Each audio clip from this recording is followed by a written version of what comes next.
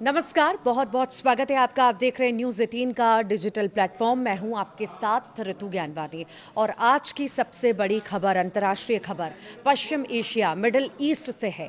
Iran के इतिहास का सबसे बड़ा मातम और राजधानी तेहरान की सड़कों पर उमड़ा लाखों लोगों का समंदर। जी हां, ईरान के सबसे ताकतवर और लंबे समय तक राज करने वाले सर्वोच्च नेता अयातुल्लाह अली खामेनेई अब इस दुनिया में नहीं हैं।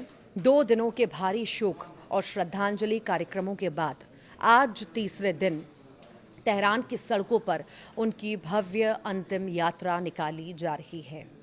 पूरा ईरान इस वक्त नम आंखों से अपने रहबर को विदाई दे रहा है, लेकिन इस ऐतिहासिक दुख के बीच युद्ध के नगाड़े शांत नहीं हुए हैं। एक तरफ जहां खामेनेई का जनाजा तेहरान की सड़कों से गुजर रहा है, तो वहीं दूसरी तरफ इजराइल और लेबनान के बीच का महायुद्ध थमने का नाम नहीं ले रहा।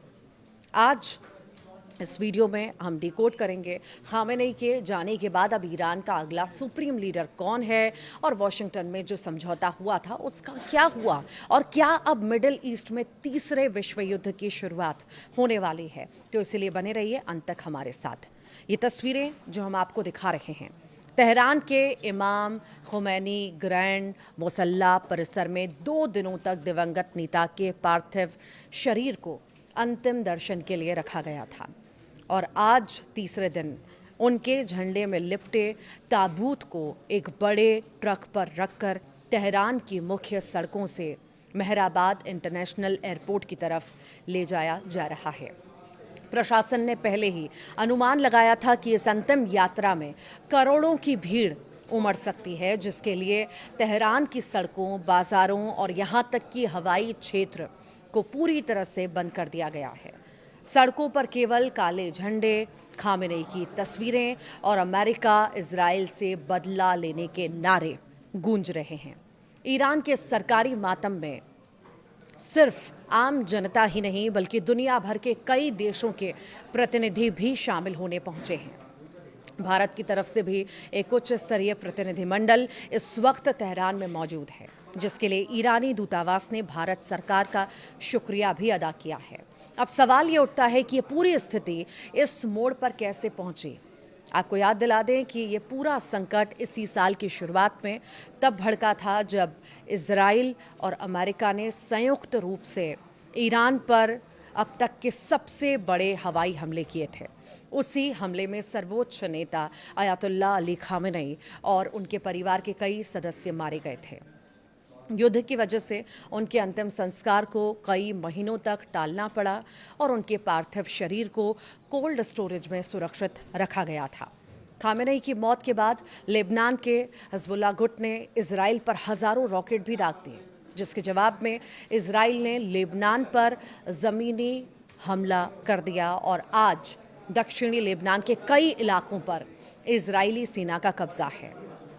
दिलचस्प बात यह है कि इस महायुद्ध को रोकने के लिए अमेरिका की राजधानी वॉशिंगटन में एक समझौता भी हुआ था।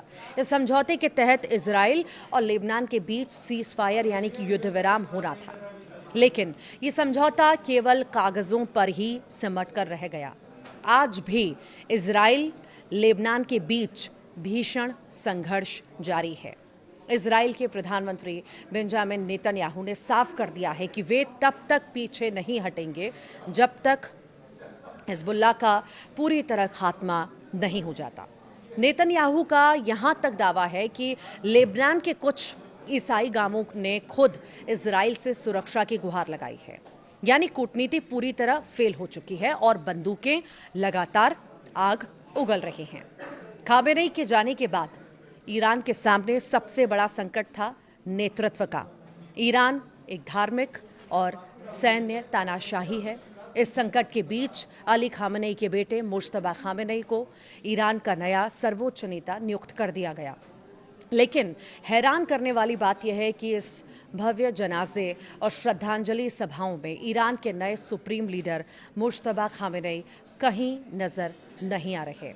हालांकि उनके बाकी 3 भाई इस कार्यक्रम में मौजूद हैं और एक्सपर्ट्स का ये मानना है कि सुरक्षा कारणों से या ईरान के भीतर चल रही अंदरूनी राजनीतिक खींचतान की वजह से नए नेता को जनता के सामने नहीं लाया जा रहा है।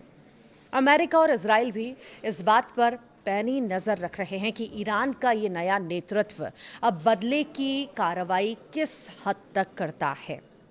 ईरान के लिए आज का दिन इतिहास के पन्नों में दर्ज हो रहा है। एक युग का अंत हो चुका है, लेकिन जो नया युग शुरू हो रहा है वो बारूद के ढेर पर बैठा है। अगर ईरान और इजराइल के बीच ये तनाव और बढ़ता है तो इसका सीधा असर पूरी दुनिया की अर्थव्यवस्था, कच्चे तेल की कीमतों और वैश्विक शांति पर पड़ेगा।